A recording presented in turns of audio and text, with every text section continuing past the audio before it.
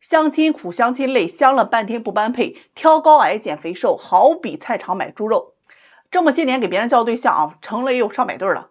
今天呢，给大家总结一下这个相亲里面的一些潜规则。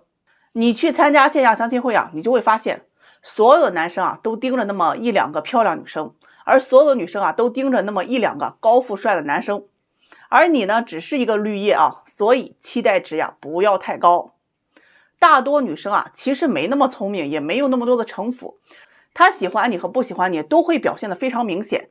如果一个女生对你爱答不理啊，马上换下一个。时间很宝贵，不要花在不值得的人身上，金钱更是。注意啊，没有所谓的慢热，只是不够喜欢。相亲啊是不需要追的，互相看得上，他就自然能够在一起了。需要你去追啊，那说明啊他没看上你，但又觉得你条件还行，想先跟你啊不切断联系啊，再看看别人。如果你听到对方说最近不想谈恋爱，我比较恐婚之类的话，大概率啊是对方没有看上你而已。当他遇到他喜欢的呀，就马上不恐婚了，他只是对你恐婚。这有的相亲对象呀，愿意跟你保持暧昧，你一确认关系啊，他不拒绝也不接受，甚至还时不时的让你给他提供一些帮助，擅长藕断丝连，若即若离。有时候还会对你很好，让你产生错觉他是不是喜欢我呀？让你觉得马上就能在一起了，但永远都差那么一点点。这些都是海王和绿茶，他们会摧毁你正常的感情观，让你对感情失去信心。这对于男生不要总觉得女生不喜欢你就是因为你没钱。这大多数女生虽然很注重经济条件，但她们更注重的是感觉。对于女生呢，你要明白男生的择偶机制，他们永远是先看外在的。如果你外在没有达到他的底线，别的他都不会有兴趣了解的。所以在相亲的时候一定要多注重打扮一下自己，在不妖艳的前提下怎么打扮他都不过分的。不要总是认为能来相亲的都是条件不好的，那你就错了。我做这么长时间我可以告诉你这优秀的人呢也是非常多的，他们之所以单着，并不是没有人要，而是因为圈子小，主动选择单身等等正常原因。如果你遇到的人不太好可能是自己的段位问题。这女生跟男生相亲的时候不要对男人的期待值太高。你要知道，他从小到大就没有人教过他们应该怎么哄女孩子和女孩子相处。那在相处的过程当中他是猜不透你希望他做什么的。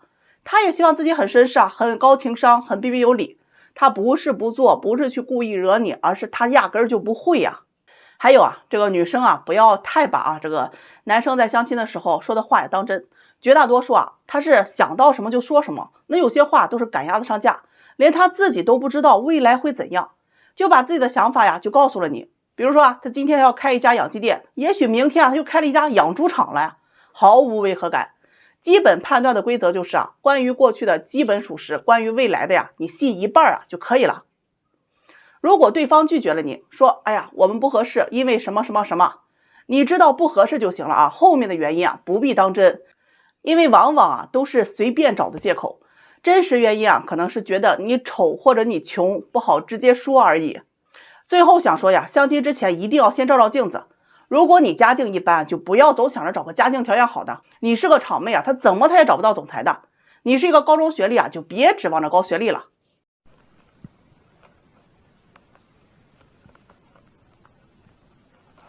我这人起床早，5点多我就醒了，就看到手机上有一条信息还是凌晨1点多发的。这内容大致就是：老师你好，我诚心招上门女婿，我87年的，大专学历，父母国企退休，目前在私企做销售主管，年薪20到30万。虽然过了30岁，但长相看起来像22岁的。我有车有房，相亲有5、6年了，一直没有找到合适的。这自己年龄也大了，找对象有些困难。我决定诚心招上门女婿，愿意出彩礼20万，房子加男方的名字。要求如下：这男方身高在175以上，身材匀称，学历本科以上，年薪不能低于10万，要人品好，性格好，父母有退休，就这些条件就可以。嘿嘿，我大体是看明白了，应该是相亲无路，愿意主动出钱另辟蹊径。先给大家普及一下什么是上门女婿。这在古代这上门女婿又叫赘婿，指男方到女方家成亲落户。那这种婚姻多数女方家里无兄无弟，为了传宗接代招女婿上门的。那在过去为什么会有男人愿意入赘呢？因为没钱呗。还有的就是孤儿，女方家族愿意去庇佑他。但在现在啊，这个社会啊，女方想要招上门女婿，多数你是要让出很多的利益的，而愿意入赘的男人啊，多数是图女方的社会地位或者是财富地位。那这位姑娘年薪20万不算有钱吧？你也要求人家男方年薪10万了呀？你的房子还有贷款哦，上面我没有说到是吧？这个女方啊，这房子是有贷款的，这婚后男方也要承担还贷吧？你父母国企退休，也没有太高的社会地位，那男人嫁你图什么？我想起我曾经看到一个新闻呢，大家可以搜一下啊，杭州萧山相亲角，女方招上门女婿，内容是本人女儿26岁，身材苗条，长相佳，但是不会说话，就是聋哑人嘛。现招上门女婿照顾他跟我们二老，嫁妆如下：路虎揽胜1辆，华润中央公园房子1套，每月2万生活费，再赠送男方父母杭州房子1套。要求男方呀，身体健康，爱运动，爱旅游，有耐心，心地善良。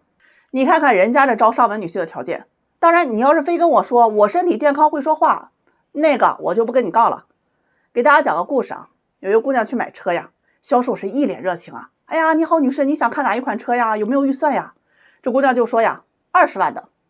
于是呢，销售就把这个姑娘带到了本田雅阁的前面。您看一下这款车型啊，是我们今年最新款，搞活动20万就可以带回家。姑娘看完就说，哎呀不太行啊，这款车太差了，我对品牌还是有些要求的，我不想将就。销售呢又带姑娘去了奥迪 Q5 面前，您看一下这款车呢，知名品牌，外观线条都很好看，而且内饰也很漂亮。姑娘看了眼，犹豫的说呀，还有没有再好一点的呀？感觉还是不太喜欢。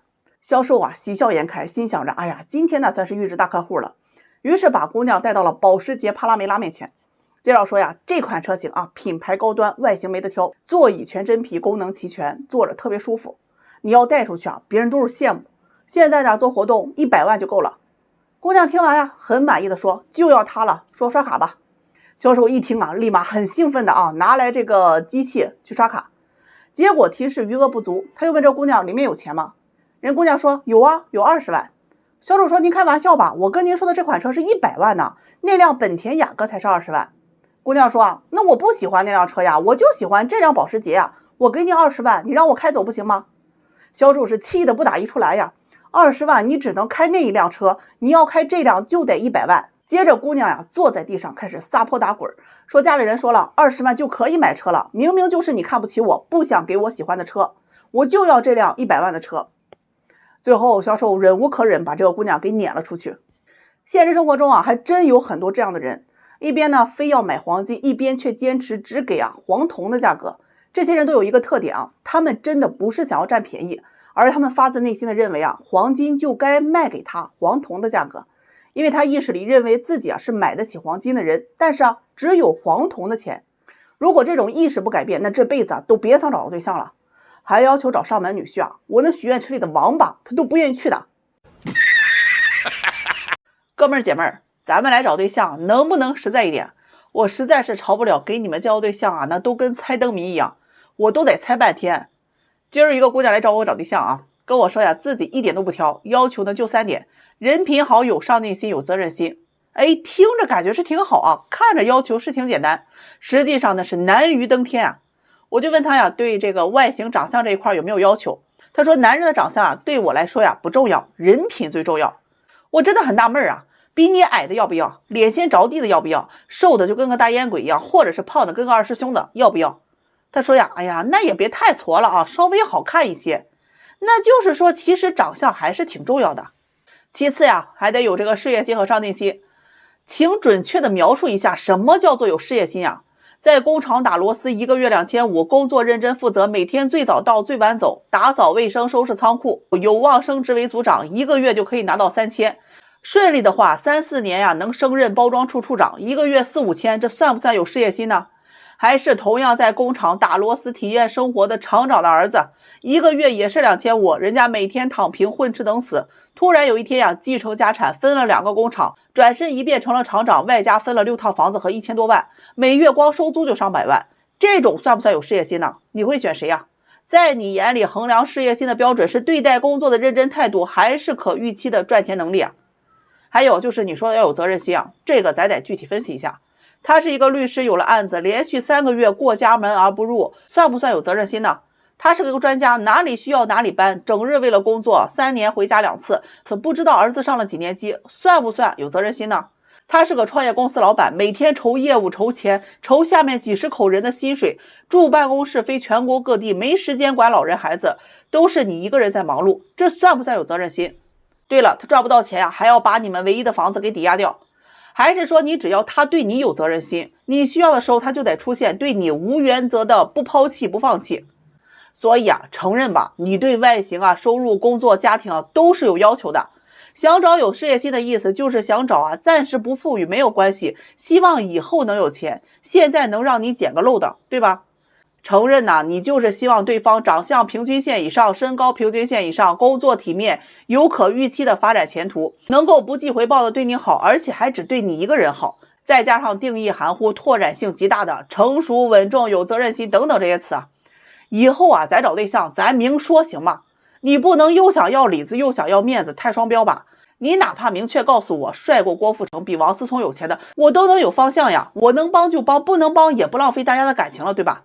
不要让我自己去猜你喜欢什么样的，再这样啊，我就生气了，哼，烦死了。